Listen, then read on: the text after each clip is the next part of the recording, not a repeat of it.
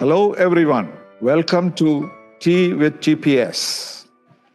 Today we have a celebrated guest, Mr.Pranay Gupte, a veteran international journalist, editor, author, and media consultant, and a gifted photographer too.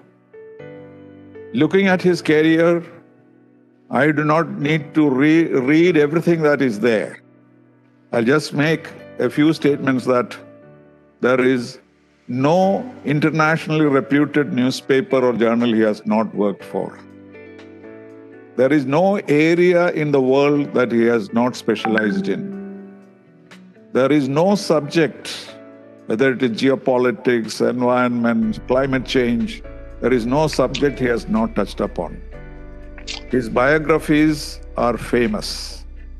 And he has seen the world many times over and commented on virtually everything under the sun. And each time with authority and specificity and detailed exposition. So here is an extraordinary journalist who has been in this for many years.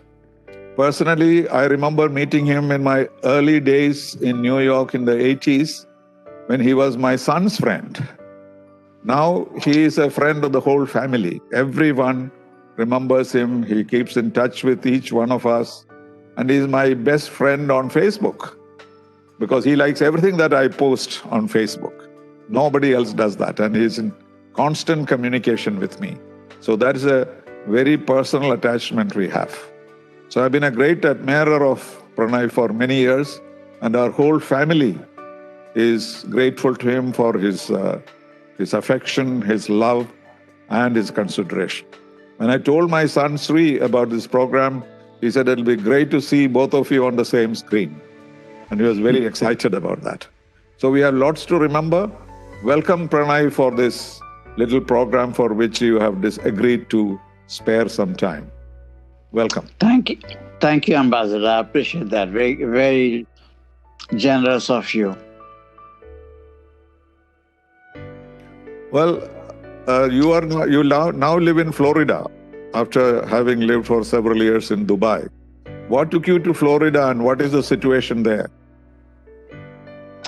Well, what brought me to Florida was that from when my time in Dubai was over, I moved back to New York, which is actually my base.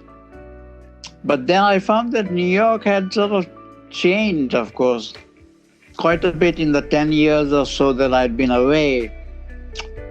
And I found it a little hard to cope with the speed and with the expense of being in New York. So friends of mine who live here in Central Florida said I should come down and that I would find it quite pleasing. I'm not so sure I like that because Florida is very different from any place I've lived. It's vast, it's also not inexpensive, you know. Right. And now we have this situation where Florida has become the epicenter of this pandemic. So one has to be careful where one goes. One has to wear a mask all the time, keep socially distant. So the no's far outweigh the yeses. Yes, but it is warm, maybe somewhat humid. I think a lot of Keralites go to Florida because the atmosphere there, the weather there is very much like Kerala. The same kind of vegetation, the coconut trees and so on. And also people when they retire go there because they can escape the cold from the other parts of the United States. There are so many factors. But it is true that now the COVID has moved away from New York to Florida, it looks. So you have to be extremely careful. But this is nothing special about Florida. The whole of United States. Why only United States? Europe also is in the grip of a second wave of COVID-19. India is pretty bad. So we have no idea how long this is going to continue. And the world is going to change dramatically. So what is your view on this? What kind of world will there be after it has been chewed by the COVID? It'll be a different world, of course. It'll be a world of more caution, a world where opportunities to expand one's economic interests will be fewer. And at the same time, it should be said that the world is not going to stop, but we are just going to have to be careful about what we do and where we do it. And I'm not so sure that that's entirely pleasant. People are not used to it, to be constantly wary and constantly on the lookout to see, am I all right? Am I safe? Am I going to stay healthy? Because with COVID, it's not simply a question of getting a fever or a cold. It's the medical care. And even if one is insured, the supplemental costs of getting cured quite high, actually, no matter which state you are in Florida. I mean, which state you are in the US, that is. Yes, but do you agree with this view that this whole episode was badly handled by the administration? Is that exaggerated political view, or there is truth in it? I think it is quite a bit of truth in it, because first of all, the administration began by denying it. It's a bit of the ostrich with the head in the sand syndrome. And if you deny it, doesn't mean it goes away. And by the time that the administration began to take proactive steps or even defensive steps, the COVID pandemic had already gripped this country. And it is the worst affected country in the world. And that has not changed. It's so not changed. How is it going to affect the elections? Well, I'm a bit of a pessimist when it comes to the election, in the sense that even though the current polls show Joe Biden, the Democrat, leading President Trump, the Republican, I have a feeling for some reason that Trump may pull through, because he has all kinds of tricks up his sleeve. I hope I'm wrong, actually, because I think 4 more years of Trump are going to be quite disastrous for this country. And the world. And the world, you're absolutely right. Although Trump is beloved in Indian government circles, I believe. Well, that is a matter of history. I don't know whether we have any particular preference, but this is an impression that he is very friendly with Prime Minister Modi, and he may be better with India. But then he has been fairly, rough with even India on many occasions. Even in the last debate, He said, so he doesn't discriminate between friends and foes, it looks. Yes. So that's not they're saying very much. But the polls show clearly that Biden and Harris have an upper hand. But of course, this is what we thought last time. Hillary had an upper hand. But is this the same situation, or you see a difference? The only difference I see is that Democrats typically would rather be right. Hillary, at the last moment, Hillary just slipped. Right. I hope that does not happen to Joe Biden. But you never know, with American electoral politics. See, it's not simply a matter of how many states you win, as you know. It's the states with electoral votes. Right. And if Trump is able to seize the electoral votes that would give him 270, which is the minimum required to win, right, then he's in. Whether Joe Biden can reach the same figure or not, at the moment, it seems so. But we still have 3 weeks to go for the election. And Florida is one of those swing states, isn't it? It's a battlefield states or whatever it's called. Because you battlefield states. Yeah, absolutely right. Yeah. But it is bushland, it used to be, right? It used to be bushland. But with politics, politics is like a cup of tea, which is you leave it too long untended and it gets cold. Right. So let's hope for the best. And how about Kamala Harris? Have you had any chance to meet her or talk to her? No, I've never met Kamala Harris. Although she's quite impressive, she's very articulate. Right. Having been a prosecutor in her early days in California. As you know, she's 1/4 Indian descent. And but why do you say 1/4? Isn't she half Indian? Mother is full Indian, no?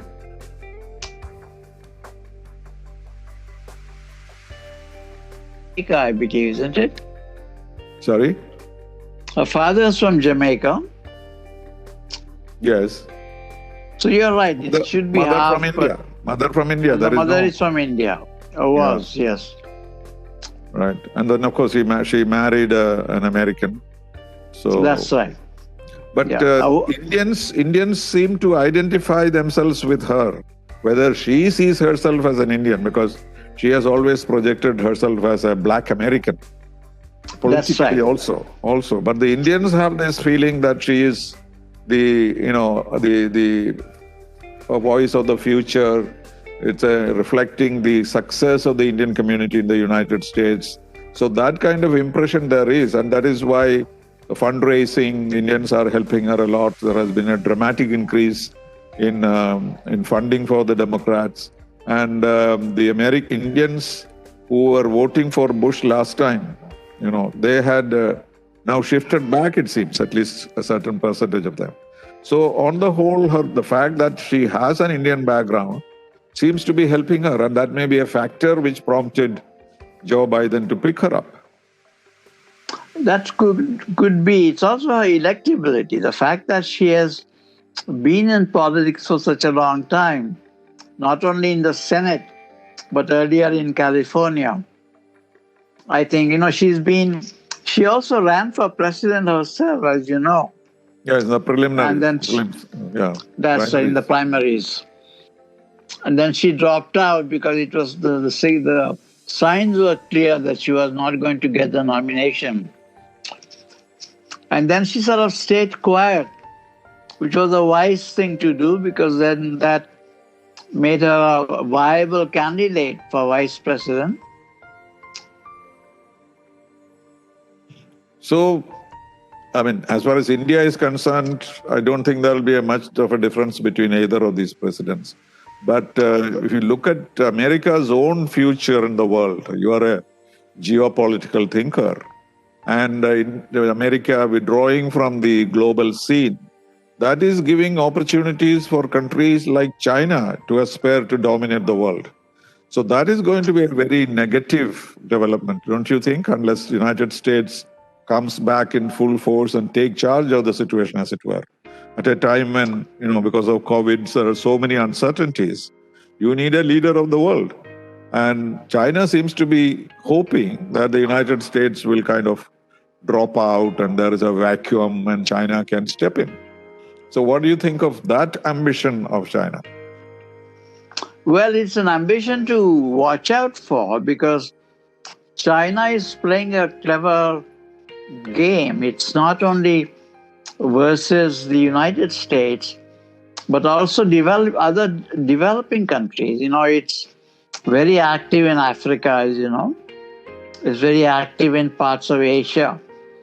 So it's building friends all over the place by offering aid, by offering armaments. And the United States right now is so focused on itself.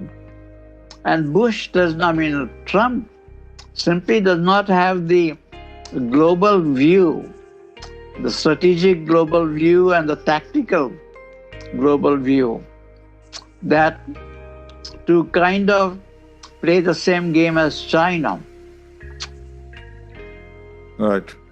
No, so, but the recent flexing of muscles by China in the middle of the COVID crisis, it has not endeared itself to the other countries. People are raising their eyebrows, even in South Asia. Countries which have been quite friendly, like Sri Lanka or Maldives, seem to think that China is not the friend of the future that they must have. So there is a shift taking place. Europe also is moving away from China.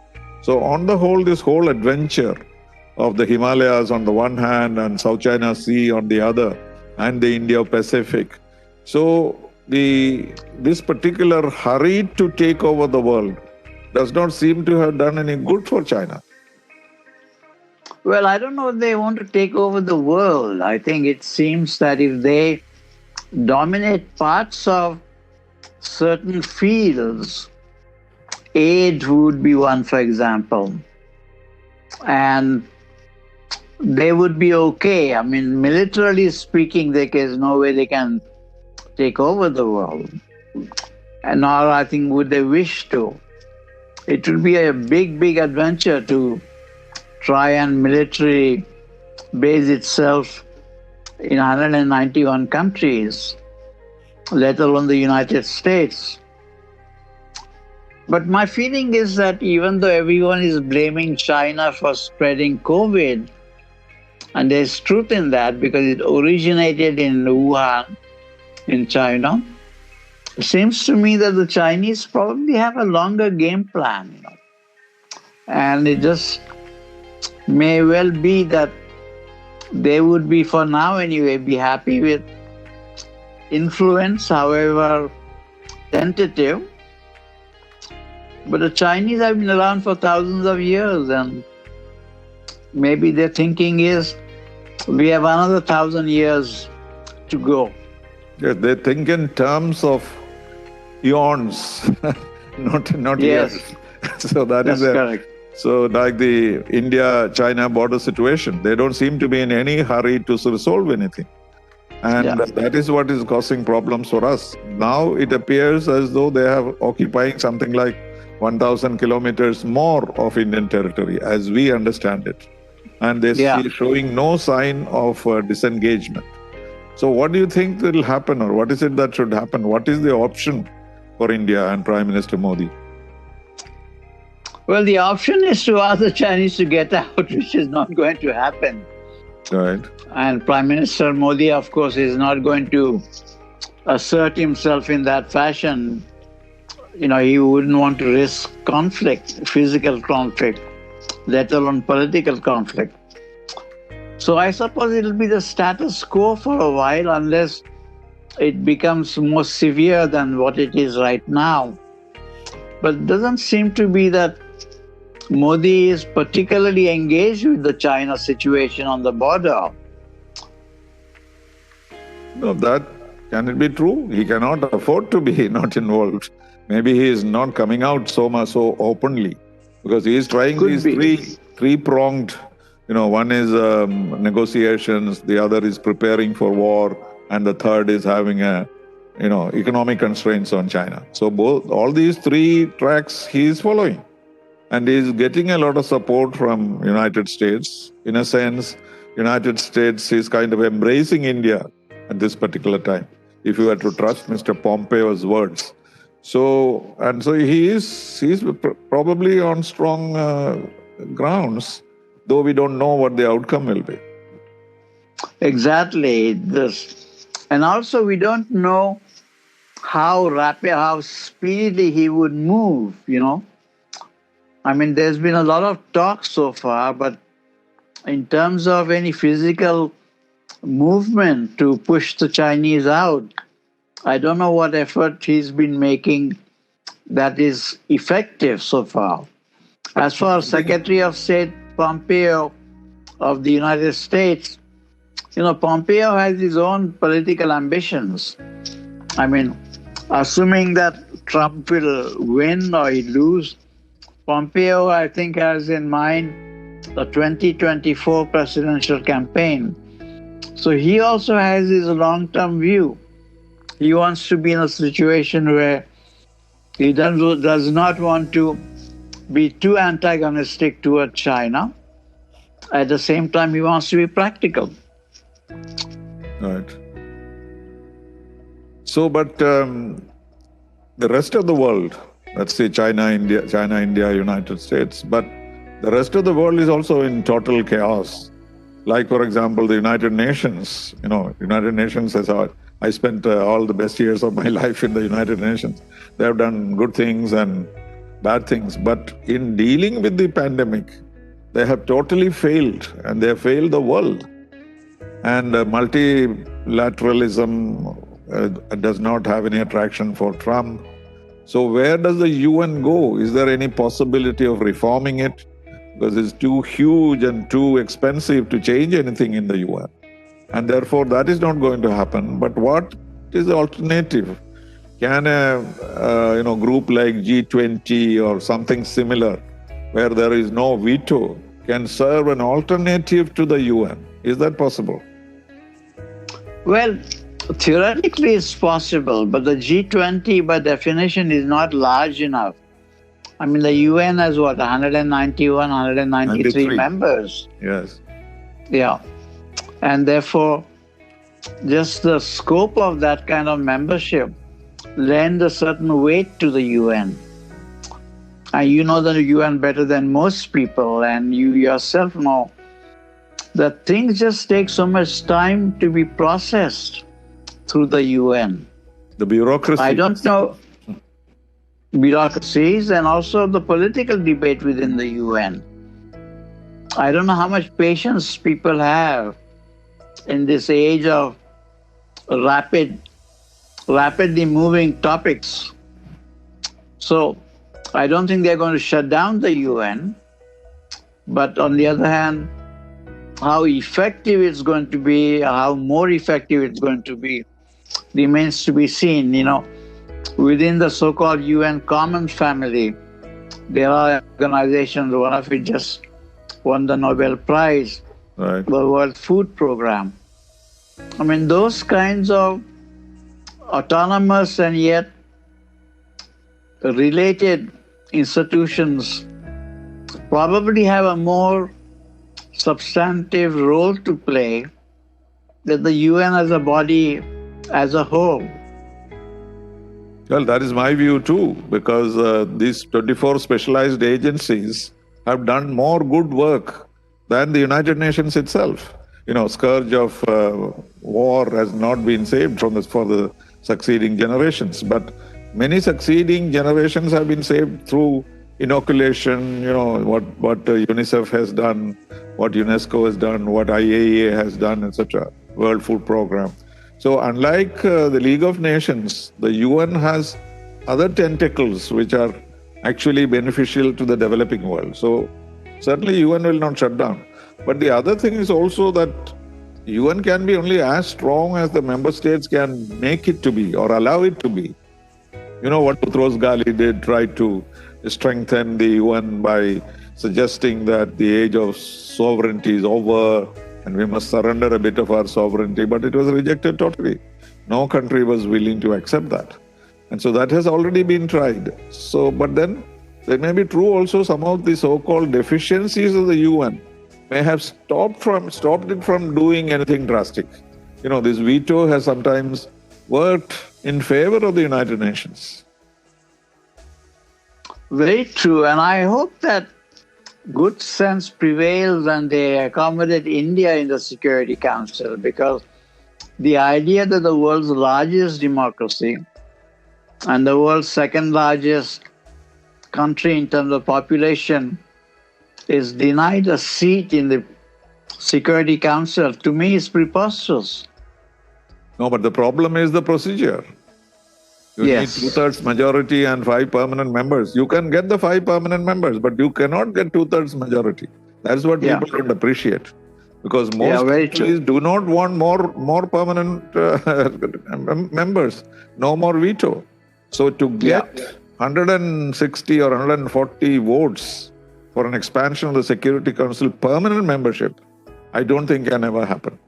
So it has to be a total change, a new UN where everybody decides to reorganize the structure within the existing charter provision, this cannot happen, unfortunately.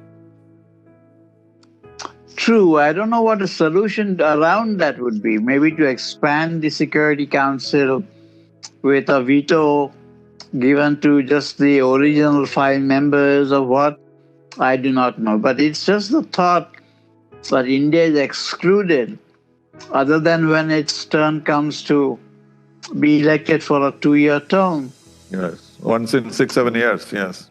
That's right, exactly. Yeah, but those formulae are being tried out. That is longer term for the non-permanent members, some designated as large countries with special rights, all this being thought about. But the problem is, whatever you do, it will affect some other country adversely. And Yes. they'll be able to drum up enough support to sabotage it. That is the problem there. And coming to journalism. So tell us about your present, you're now writing biographies of course, your famous biography of Mrs. Gandhi. Then after that, you had Pratap Reddy, then Captain Krishnan Nair, right? That's right. And I'm actually completing the biography of the late Captain Nair. Yes. What had happened was that I had actually completed the book while he was alive. Mm-hmm. And it was written in the present tense. So when he died, I just thought I might change the tense. And the publisher said, and the publisher says, no, it doesn't work that way. Oh. And so I've had to rewrite the book. And that's not a very easy proposition because you lose the emotional connection. Mm. So I'm struggling with it. Hopefully by next year or sometime during the course of next year, 2021, the book will be published. So when is your own autobiography coming? I don't think it's coming at all. There must be so much to say. Well, one says it in writing about others, the way one captures the stories of people one meets says something about oneself. The approach one takes, the view one takes. I am also somewhat diffident when it comes to one's own life. I mean, I may have 3 readers. I'd be the publisher, it'd be your self-ambassador, it'd be myself. And so I don't know about an autobiography. Right, but how about you're a seasoned journalist? Journalism is facing a lot of churning and in every country. And India, there is a lot of complaint that press freedom is not protected. Do you share that view? I share the view to a degree. I mean, look at the United States, It's journalism and journalists are the most frequent and easy targets because you can't really hit back in a vicious way, because then one would get attacked for being vicious. About India also, where journalism is a lot more political, I think. There are constraints to what journalists can do. My own belief was shaped by the late Abe Rosenthal, who was the executive editor at the New York Times and who hired me. And Abe always believed that when you're at the circus, just describe the elephant. You want to throw peanuts at the elephant? Go outside the circus. So I'm not so sure that journalism can be any more aggressive against those who attack it. What is the solution to these attacks? I have no idea. Because it's very convenient. Deterioration in journalism itself. Because there is paid news, there is fake news, there is post-truth, and and journalism itself identifying some itself with an individual or his ideology, and then journalism loses its what shall we say, purity or whatever it is meant to be. And so it is Yes, on and the all, one side the authoritarianism of leaders, and on the other hand, journalists trying to deal with it in their own way by making themselves corrupt. And that is where the crisis I see in journalism. yes, and also journalism's mechanisms have changed. With the introduction of the internet, anyone can be a journalist. I can sit at my laptop and put out any kind of screed, and lo and behold, I'm a journalist. So the filters and the tests that one underwent in the so-called old days, they are getting diminished. No, and that is why still people look for the print for the truth.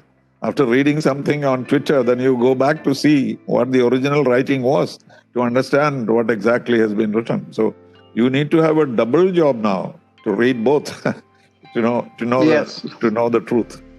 So it is not Yeah. only that there is so much to read, but also you have to be very discriminating in distinguishing the truth from the falsehood. So that's a big issue for the ordinary people to cope with. Very true, very true. And more there are mechanisms cropping up, the social media, as it were, that dilute journalism. And there's no end to it. You can't say to somebody, no, don't write. But the established institutions of journalism, like the Times of India, like the New York Times, these, I think, need to preserve their sturdy foundations. And if those foundations weaken, then I think we are in for more trouble. No, but isn't that the reason why they have a print as well as a as well as a website, or somewhere else they publish a few other things? So they make a distinction between what they print and what they put on the internet. Well, they may well want to do that, a digital expression and a print expression, but it's still under the same roof. People they say, oh, the New York Times said that.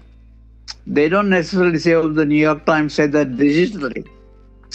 What I'm saying, standards of accuracy and integrity need to be even consistent.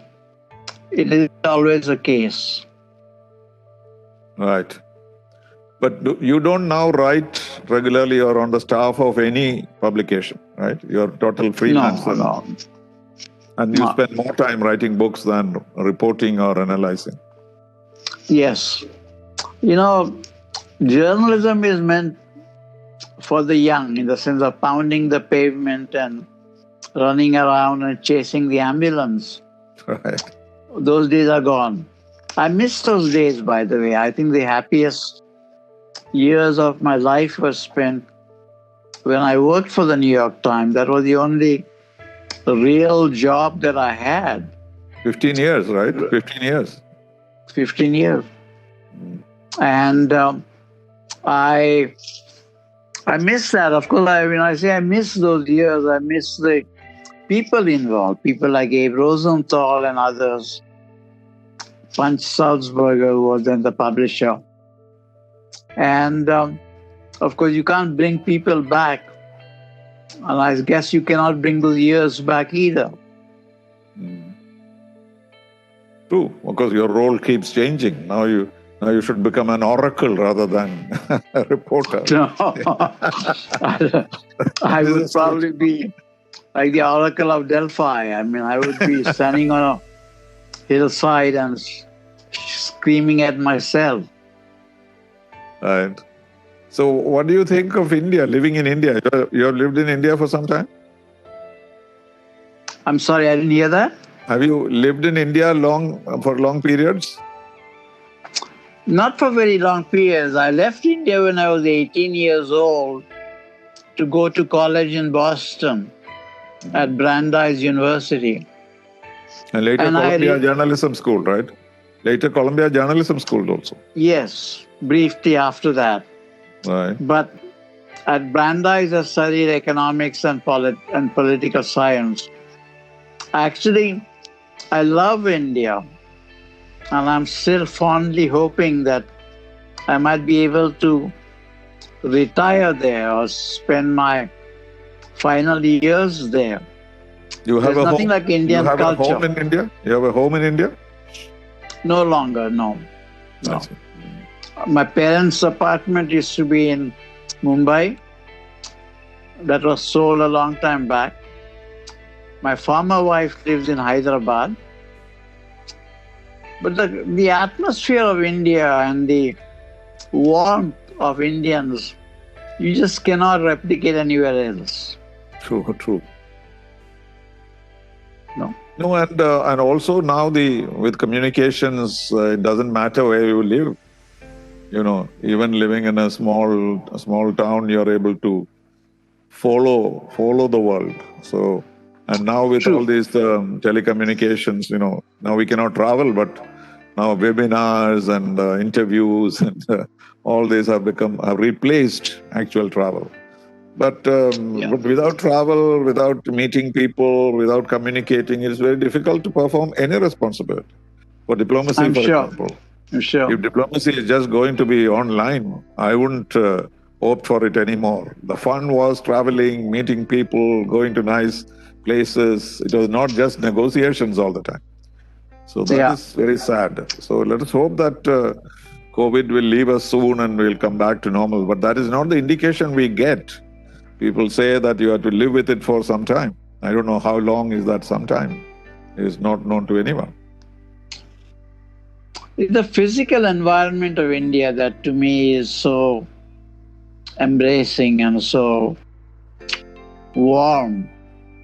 You know, the food, the places, and of course COVID has made travel or even moving about difficult. Yes, even in the same town you cannot go out. Yes, true. So good. I hope the good times will come back again. And then you will find time to come to India and live here and enjoy India once again. And I hope so again. I hope so. So it's been a pleasure talking to you. And thank you for sparing the time. And I'm sure our viewers will greatly value your words, your wisdom, and the approach that you have towards life and towards India itself. So thank you very much, Pranay, for this opportunity. And I'm grateful that you have always been very kind to me. And this time also, you have done the same thing. Thank you very much. Thank you, Ambassador. And I once again repeat what I have said about you, which is, I wonder what you eat for breakfast, because you have the kind of energy that is absolutely stunning. And I wish you well, and I look forward to your work. Thank you. Thank you very much indeed. Indeed. And warmest regards to the family. Thank you. And bye-bye. Bye-bye. Thank you.